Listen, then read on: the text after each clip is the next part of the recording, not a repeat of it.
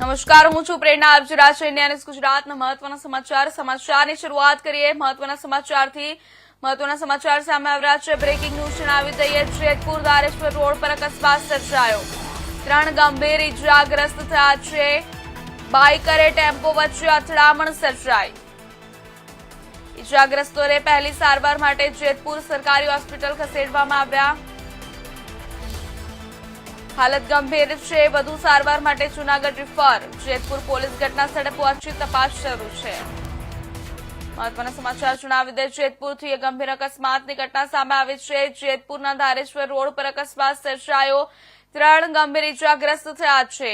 Bike અને tempo વચ્ચે અથડામણ સર્જાઈ હતી.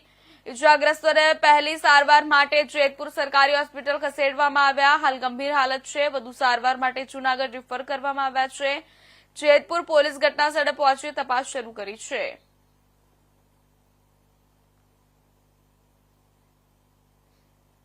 ધારીના દુધાળા ગામ નજીક કોંગ્રેસ નેતા પ્રતાપ દુધાત પર હુમલાના